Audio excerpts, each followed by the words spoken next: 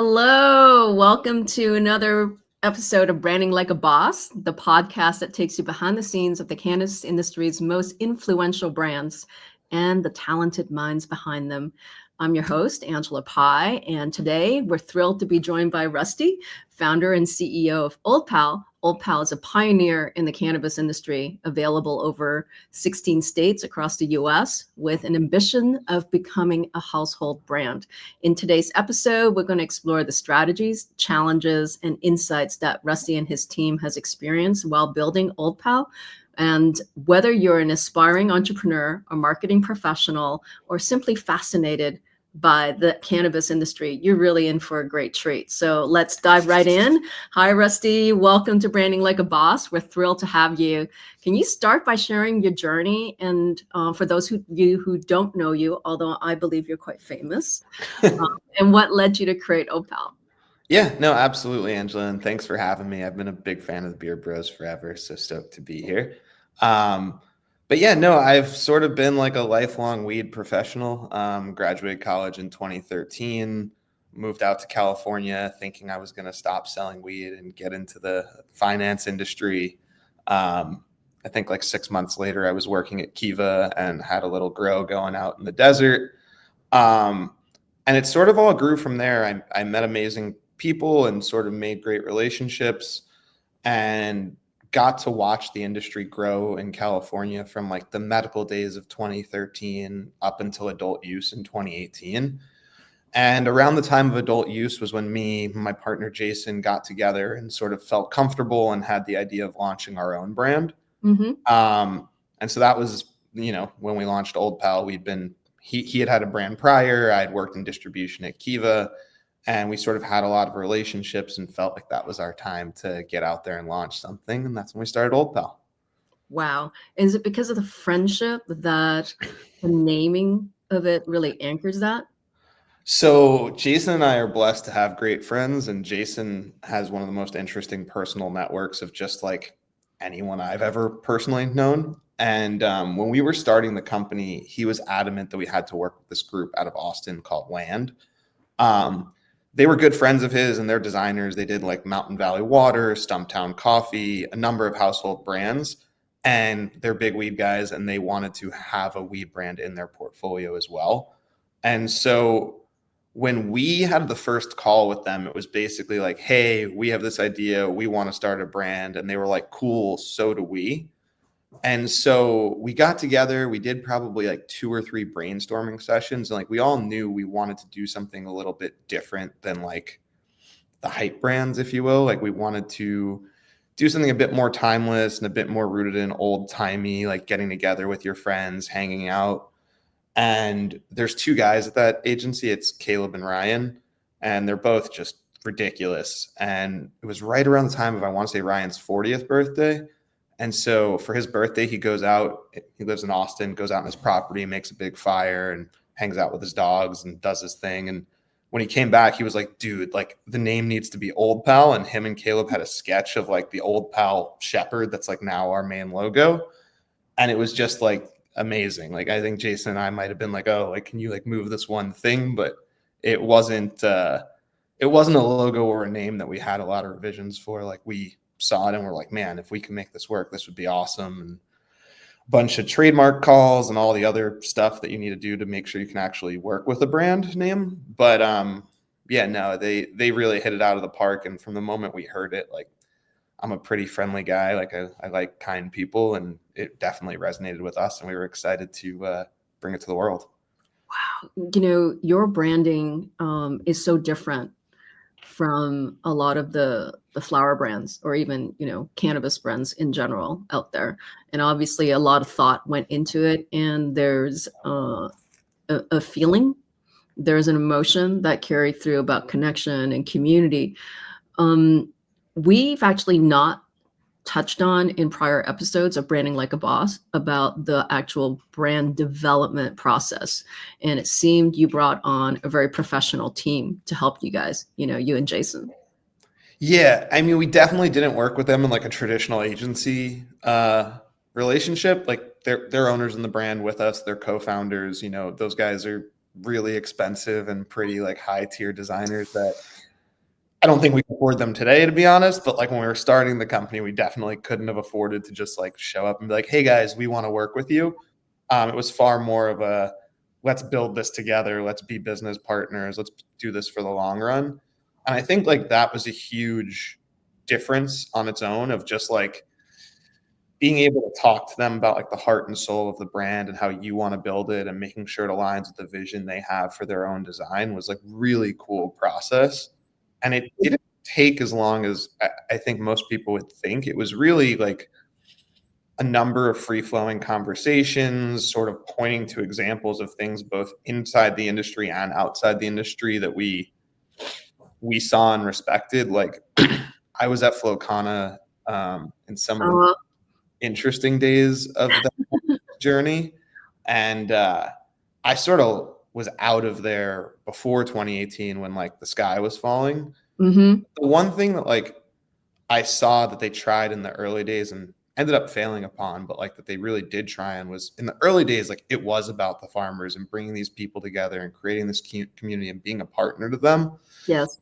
And it was something that like when we started Old Pal, like it was really important to me that like as in our ethos, like we are a partner to the cultivators we work with. And no, we can't work with hundreds of craft cultivators across the country. It would be really brutal for our business. But even the farmers we do work with across the country, we look at them like partners. We want to do right by them. We want to help them bring their plants to market. Like it's a partnership. And I think we took that view of our brand of like, hey, Old Pal is like, it sounds right. It's your buddy. It's your like, we wanted to do right by like the people, the plant, the partners. And, we try really hard to do that. It's just beautiful because that reminds me of, my early days, more than 6 years ago when I was at Papa and Barkley. And we had someone who lived in Humboldt and, with where Papa and Barkley is based, both in up in Eureka as well as in LA.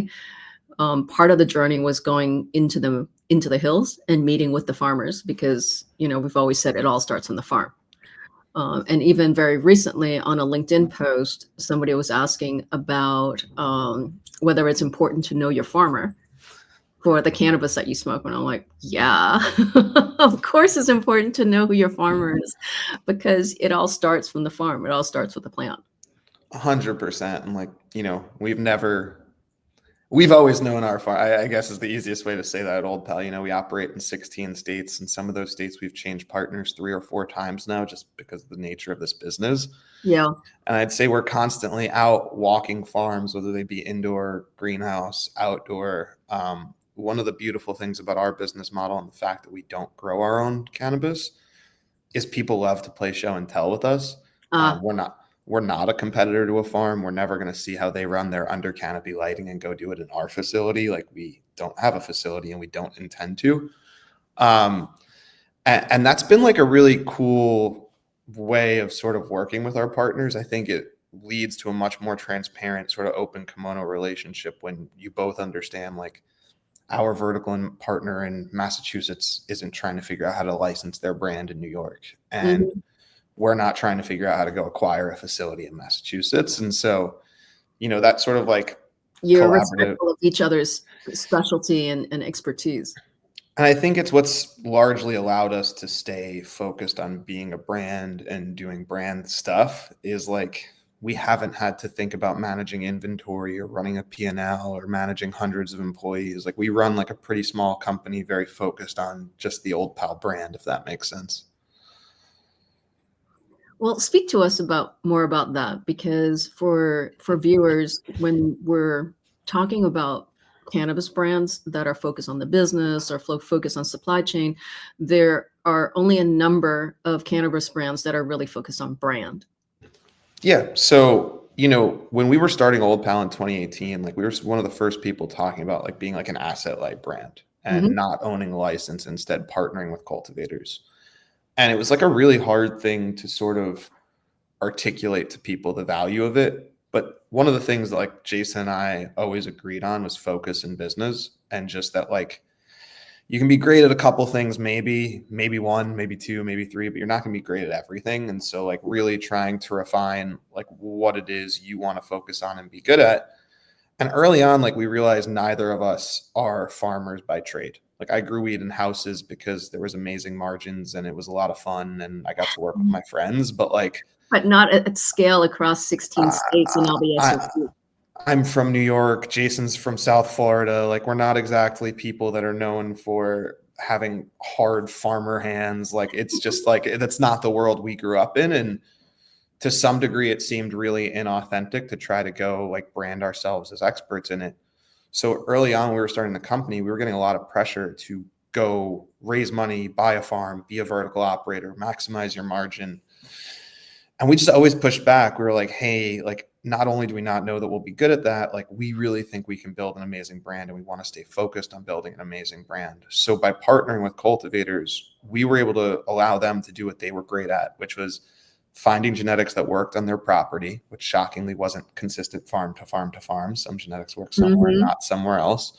For sure. And then growing those plants the best they can and setting aside the things that hit our specs and then moving the stuff that doesn't. And by being just the brand, we had the luxury of we don't need to sell every gram that the farm grows. If it doesn't hit our spec, it doesn't go in our bag. As a vertical business, you don't have that luxury. We were always able to just think with the brand first. And I think that gives you a little bit more longevity in terms of like, as a flower brand, you're not faced with the same hard decisions as a vertical flower brand at times. Yeah, when I first came into the business, there was a lot of pressure for being vertically integrated because that was about efficiency and control.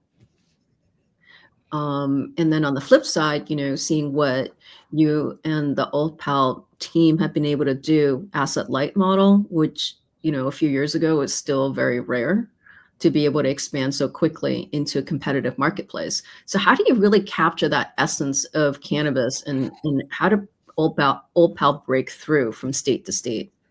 So, I think it's a few things. Like for us, first and foremost, we've always been brand first. So when you look at our packaging, you always see the peach pouch. Our ready to roll pouch is something we're pretty well known for in terms of like it has the papers. It's sort of a unique form factor for cannabis. And I'd say like when we started expanding the brand, like the recognition was probably higher than we realized coming out of California. I didn't think the crossover consumer was going to be that high, but when we expanded into Nevada, like people knew us already, and they were excited to see the brand get out there. I think the way we were positioned made expansion like this a lot easier as well. We don't try to go out there and say like Old Pal's Gelato is the best, rarest gelato on earth. Mm, We go out there and say, hey, if you smoke Old Pal, you're gonna have a great time with your friends, and you're gonna smoke weed you like. yep, It's a really different promise to the consumer in that like they're not necessarily shopping for a specific flavor from us so much as they're shopping for something to bring somewhere to use an experience or that fits their life in that moment. And that's a much more manageable expectation to deliver on across so many markets with different types of cultivation. for sure, If because you're not going up against strain potency and And it's just like, like I'm good friends with the guys from Maine Trees. They have like the blue lobster. If they want to grow that in a new market, they need to find the perfect indoor cultivator that has the exact same environmentals they do, that runs similar nutrients and similar grow medium. For us, as much as there are things that do matter to us in terms of how the product is grown, the type of facility, the way the people are treated and act, Mhm. we can largely work with cannabis grown many different ways in many different facilities, so long as our partner has the same view of us in terms of delivering consumer value and bringing it to market a certain way. And so for us, when we started looking at expansion, we had to be creative and sort of open our eyes a bit to like, hey, when we were expanding Old Pal across the country, there were only maybe 3 states that had sun-grown cultivation. So Wow. even though Old Pal was grown in a greenhouse in California, that wasn't going to be the case in Massachusetts, Pennsylvania, take your pick of a state.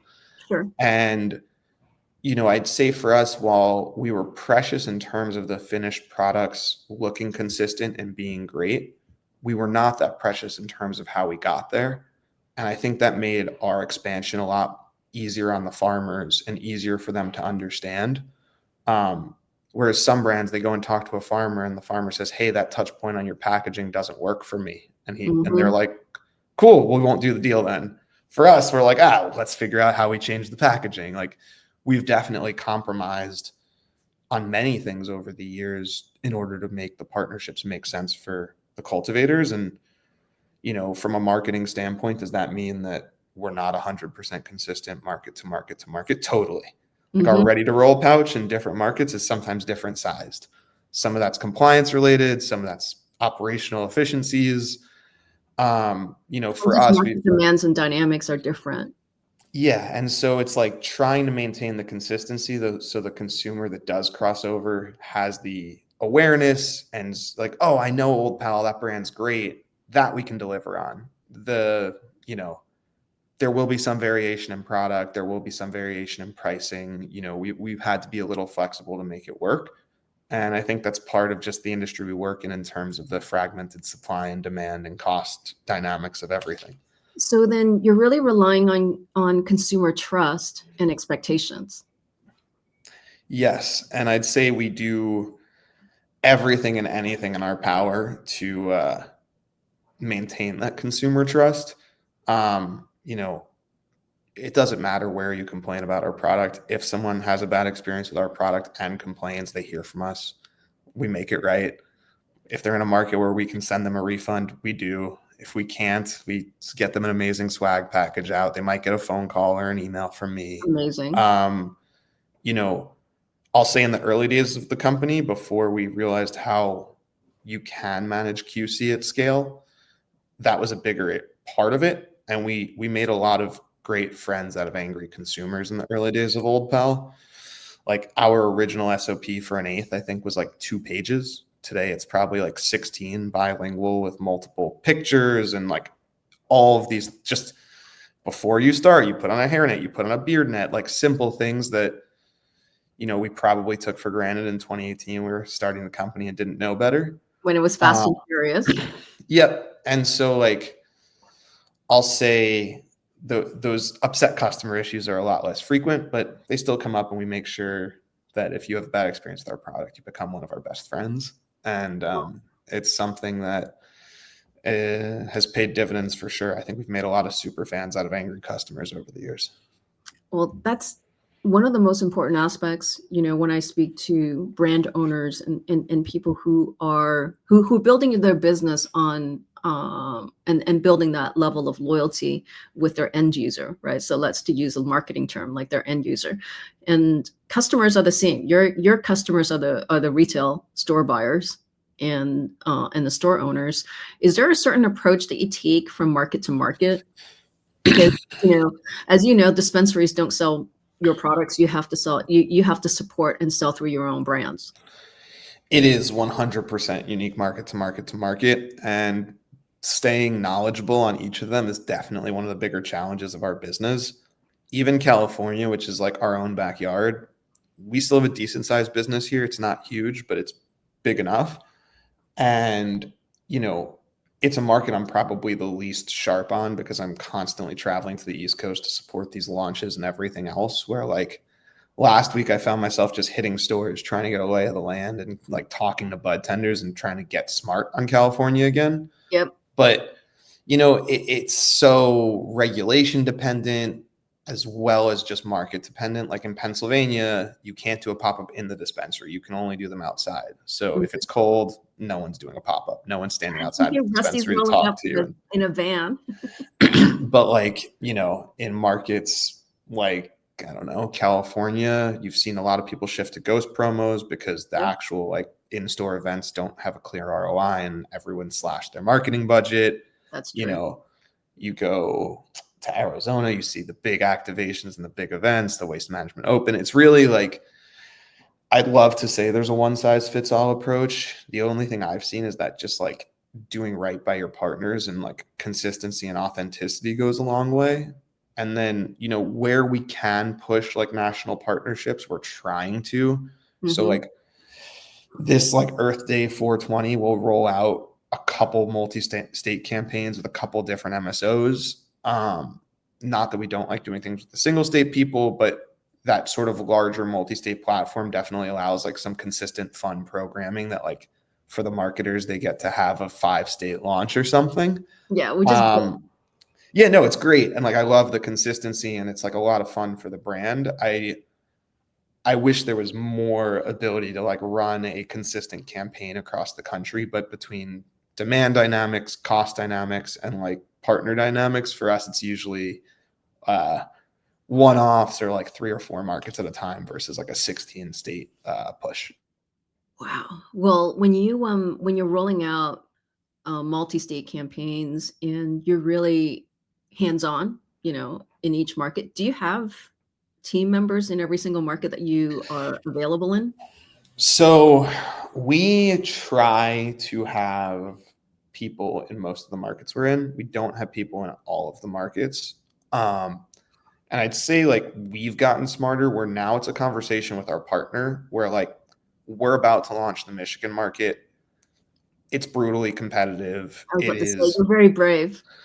I mean, our partner is awesome. We're really excited about it, but we had a very like eyes wide open conversation on the front end where they were like, "Hey, like honestly, we don't want to put too much cost on your product. We have an amazing in-house brand team. Why don't you utilize our team? You train them, swag them out. We'll pay you lower royalty, whatever, so that we can make that work and you can utilize them and not have as much cost in this market." That was an eyes wide open approach. We realistically, if we had to put a full-time person in that market, that partnership would be strained because it wouldn't be big enough or economically make sense for us for a very long time. And so like, we travel a lot. I'm on airplanes I 3 know to you 4 travel times a a lot. month. Our whole team travels a lot, like Carter, Ardell, Vince, Kyle, like most of our forward facing team is on the road. I'd say 50% of us every week. And it allows us to be in market with our partners, which at times goes a longer way than hiring someone in the market. Just getting to have like our core team in that market when we're such a small business is pretty impactful. I know Linda from our team, like when she goes in market, people are like mind blown to get to talk to her. Yep. And so, I'd say we probably have people on the ground in 7 of the 16 markets, and most folks cover 2 or 3. Yeah, that's really impressive because, if you think about California-born brands that have gone asset light or multi-state, being able to engage at the ground level across each market is probably the most challenging part. You're going to find stores that you can sell into. You're going to find distros that can help you provide the product. You can find the sales team to sell your product in, but without the marketing support to engage with the local community and be on the ground, that's the most challenging part. And How do to you be show clear, up and engage with that community and build that? we have an epic street team. Those folks, I do want to say we have a street team in 14 of our 16 markets. Ooh, okay. So we do have people engaging everywhere we're allowed to. I was speaking more to like our core old Of pal course. team from the California crew that's now expanded. When I think about that, So is your street team the core part of the success with community engagement across so many markets?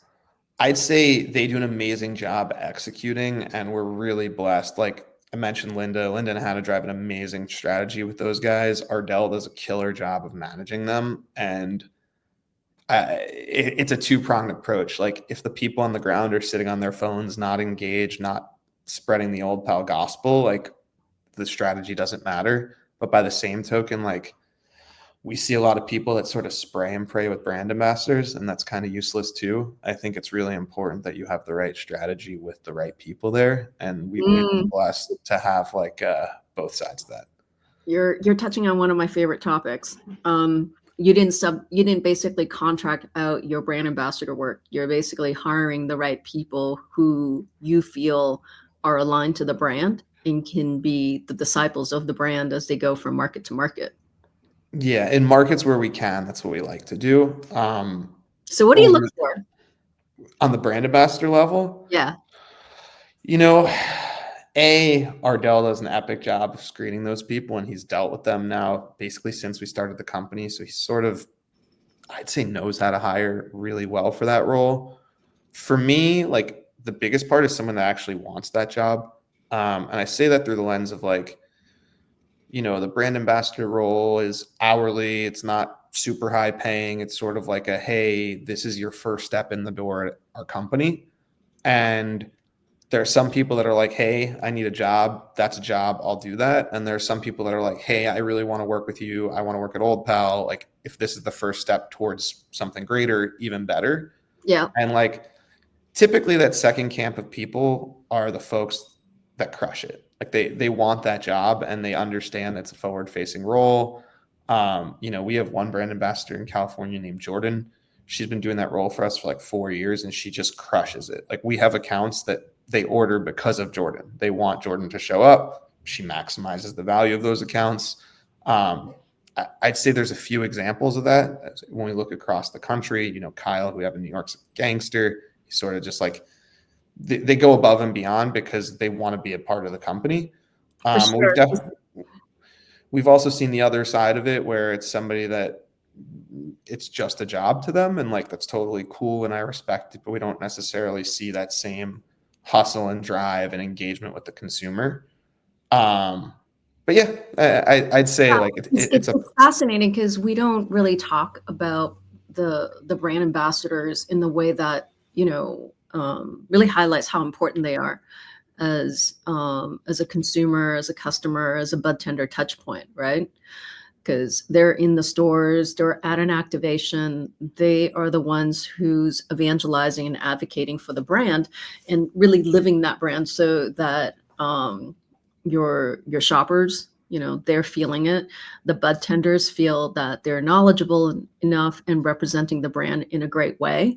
And it's not just a really pretty brand, it's a brand that actually has depth and meaning and purpose. And your brand ambassador has to represent all of those things.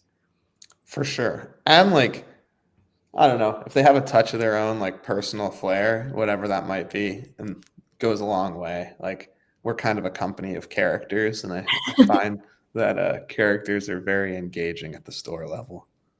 Well, you certainly have great swag too, so that helps. Yeah, we're trying. We again, like I wish I could say it had anything to do with that, but we've been fortunate to have a really strong team, and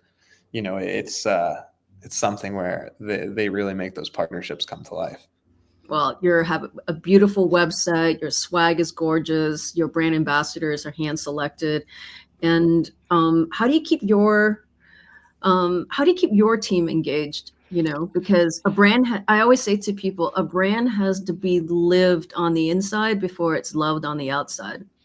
So, it's interesting. Like as a company and a brand, we appear big. In terms of our core team, we're 9 people. Wow. And so that makes it really easy to sort of like do one-on-one check-ins with people and have like a culture of like, hey, if something's fucked up, call me. Yeah. And like, look, like we treat most everyone on our team's been with us for a while too. Like, Linda's probably our shortest tenured full-time employee at like 1.5 years, 2 years with us. Mm-hmm. And as a result, like almost everyone on the team's earned a ton of trust.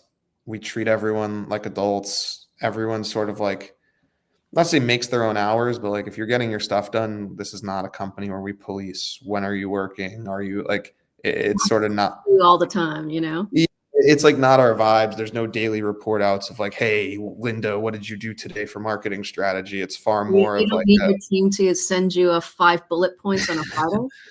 and so like, I think just culturally that inspires people that like want to see the business succeed.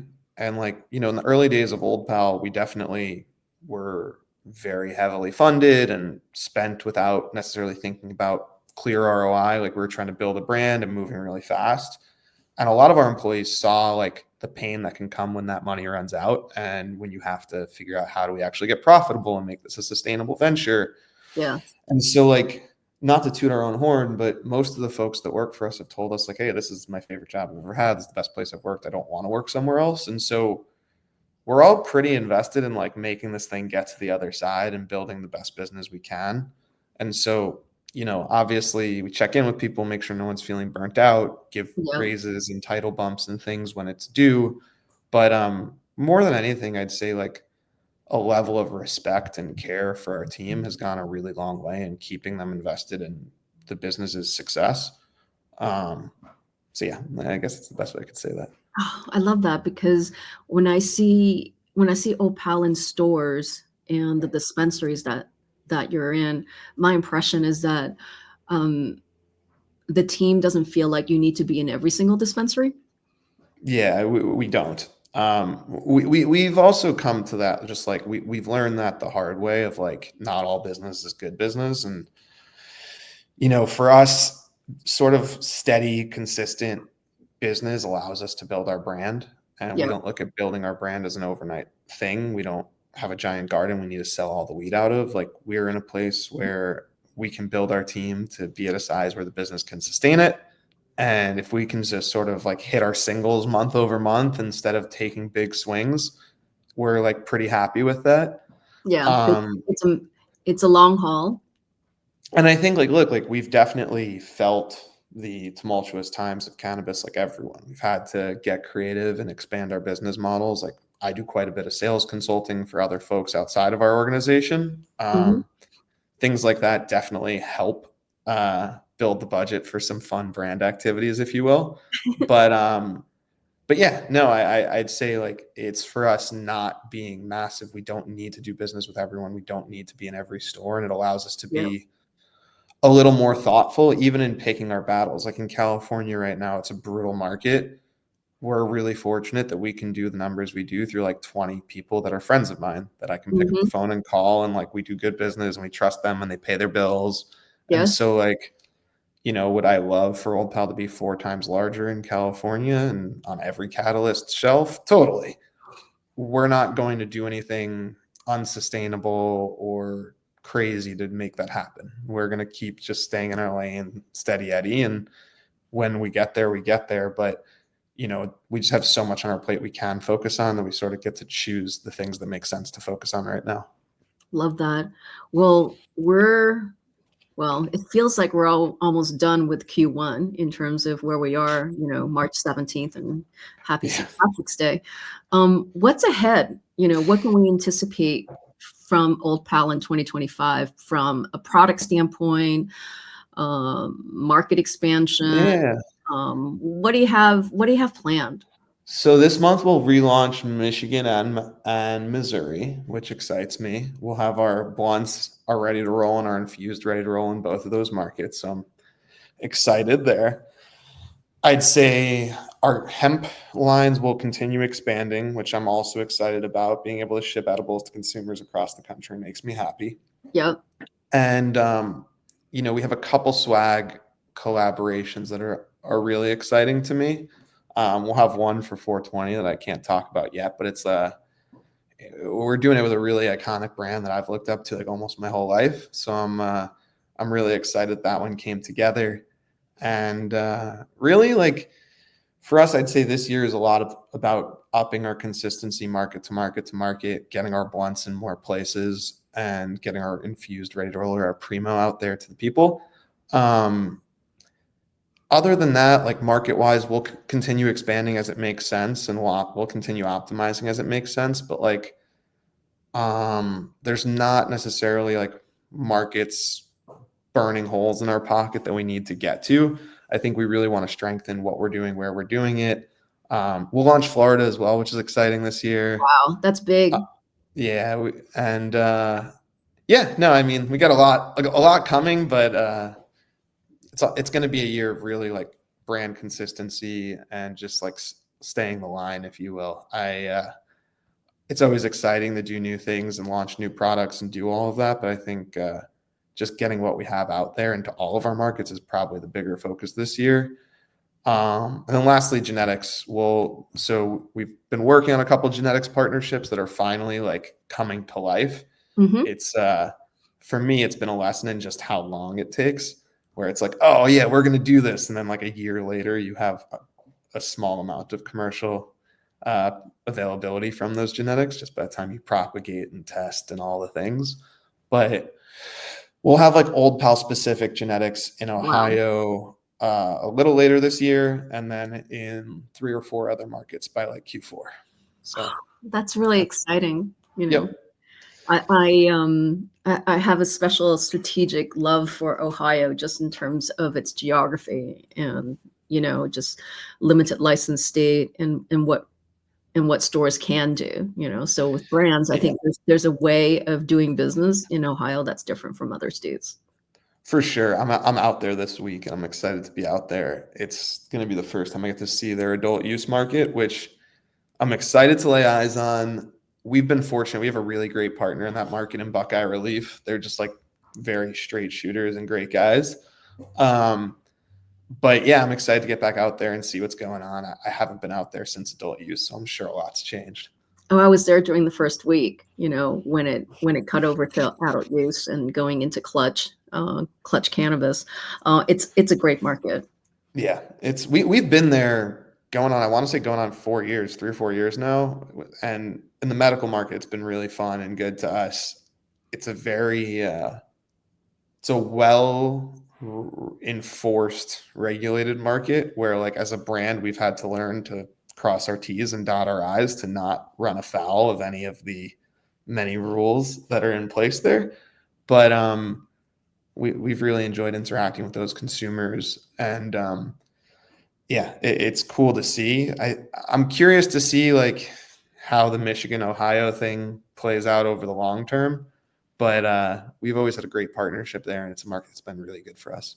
Well, it just seems like you're really excited and keen on just navigating what works and being able to calibrate along the way, because that's such a huge part of brand development and brand building. What's landing, what doesn't land, how do we want to dial this in, how do we want to tweak or edit. Most people don't like editing, but with Old Pal, it's a really clean brand and you're not messing it up. No, I mean, I think you're spot on. I appreciate those kind words, but it's funny. You think about brands sometimes and you forget about like the business side, if you will. Like, when you talk to our marketing team, I'm sure you get more of just the brand side. But like now when I reflect on other brands and I look at something like Levi's, it's like 100-year brand. I'm just blown away by the fact they were able to stay in business that long to build it, where it's like, I look at like Linda and Hannah and our marketing team, and I'm like, man, like if I give them the resources, like I'm confident we can keep executing for the next 30, 40, 50 years and build something insane. When I look at this industry and just how tumultuous it is, being nimble, staying ahead of it, making sure you're making the right moves to just stay afloat and stay ahead of it is it's a challenge. And so it's really balancing those two things all the time. Like there are times we say no to awesome brand moments because they don't fit the budget that quarter. Mm-hmm. And that's it's a level of discipline that sucks to have. It's power and simplicity, right? For sure. Because once you've pared it back, I think it was something that Steve Jobs had said, that when you look at your final product, be a campaign or actually a piece of technology, that you've been able to edit out everything that's possible. So you've taken it down to its core expression. For sure. And I just love that. In terms of connecting with an audience, how can our viewers reach you? Yeah. So, I mean, at Old Pal on Instagram, or if they're looking for me, at the Oldest Pal. Weirdly, I have like no followers on Instagram. I don't know if I'm just like not taking the right angles on my photos or something, but I do a lot better on LinkedIn. So Rusty Wilenkin on LinkedIn. And yeah, anywhere you guys reach out, we respond. We're pretty easy to get a hold of as a company. Our internal jokes like that I'm the most accessible CEO in cannabis, but kind of am. I respond to everything. Reach out. We love talking to people. Oh, I love that. And something that we do at the end of this podcast is to ask a fun and personal question. So I know you're ready for this.